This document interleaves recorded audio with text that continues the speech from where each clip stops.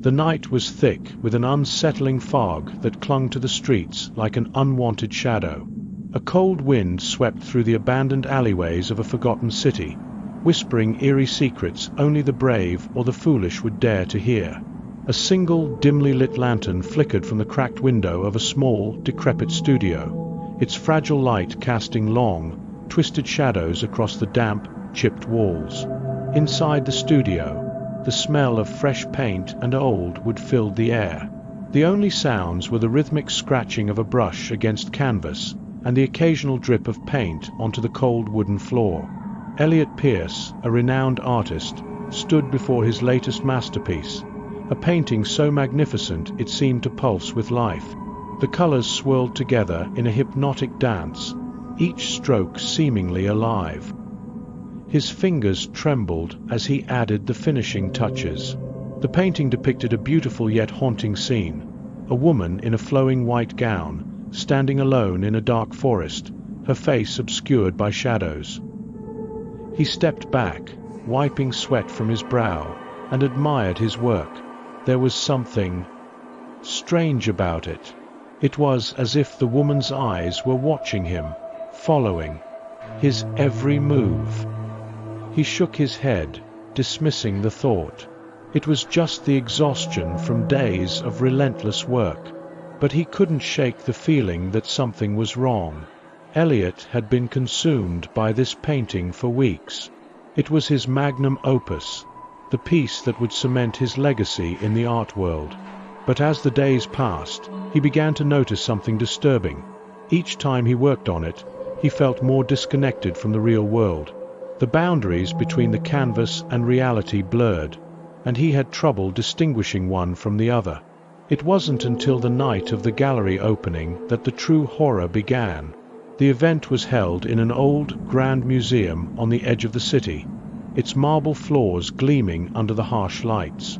Elliot stood nervously by his masterpiece, his heart racing with anticipation. The guests were milling around, admiring the paintings, but it was his work that drew the most attention. "Have you seen it?" whispered Lydia Harrow, a prominent art critic, to Paul Winters, a wealthy collector.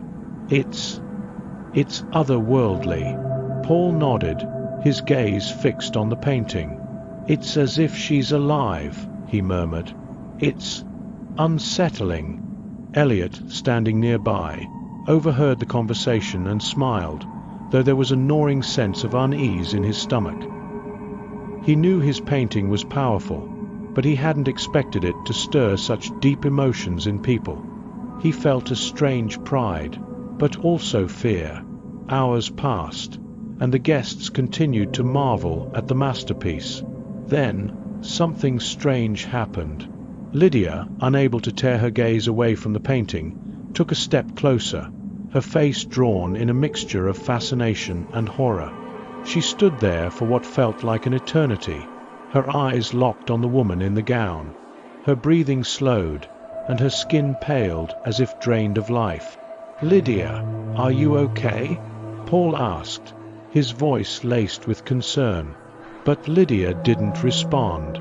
Her eyes remained fixed, her pupils dilating unnaturally, as though the painting was pulling her in, deeper and deeper. Elliot watched in horror, his breath catching in his throat. He tried to call out to her, but no sound left his mouth. His mind raced, but the room seemed to close in around him. Suddenly, Lydia collapsed to the floor, her body twitching violently. The crowd gasped, rushing to her side, but it was too late. Her face had gone pale, her mouth hanging open in an expression of terror. She's gone," someone screamed, backing away from the painting in fear. Elliot's heart pounded in his chest.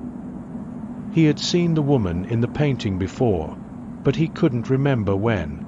There was something about her, something unnatural. The way she seemed to watch you, to pull you in, was too real, too alive. As the paramedics arrived and began to examine Lydia, the crowd buzzed with whispered fears. Elliot couldn't tear his eyes away from the canvas. He felt as if he was losing control of everything. Paul approached him, his face pale. "What did you do, Elliot? What is that thing?" he demanded.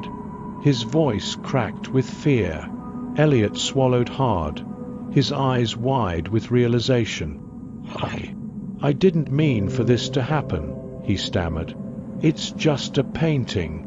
But as he spoke, the air in the room grew thick, heavy, as though the very walls were closing in on them. The woman in the painting seemed to be reaching out, her hand almost stretching beyond the confines of the canvas. A strange, low hum filled the room, growing louder with every passing second.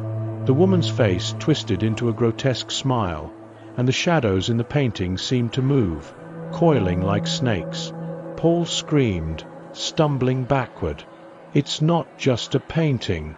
It's alive." The guests began to flee in panic, but no one could escape the oppressive feeling that lingered in the air. Elliot tried to move, but his legs were frozen in place. He could feel something dark and malicious, lurking just beyond the painting's surface. Then, as if summoned by some ancient force, a cold wind gusted through the gallery. The lights flickered and went out, plunging the room into darkness. Elliot's breath came in shallow gasps as he stumbled toward the painting. He reached out, his hand trembling as it hovered over the canvas. He wanted to stop it, to destroy the cursed thing. But as his fingers brushed against the surface, a cold, clammy hand grabbed his wrist. He turned, but there was nothing there. Only darkness. The room spun, and suddenly he was no longer in the gallery. He was standing in the dark forest from the painting, the woman in the gown staring at him, her face now fully revealed. Her eyes were empty sockets, and her smile was grotesque, a hollow grin that seemed to stretch beyond what should have been possible. "Elliot," she whispered, her voice like 1,000 dying whispers. "You've brought me to life." His scream echoed through the darkness as the shadows closed in, swallowing him whole. The next morning, the gallery was silent. The painting stood untouched, but the people who had been there, Lydia, Paul, and the others, were gone. And Elliot Pierce, the artist who had created the masterpiece, was never seen again. But if you ever happen to find yourself in that old gallery, and you look closely at the painting, you might just see their faces staring back at you,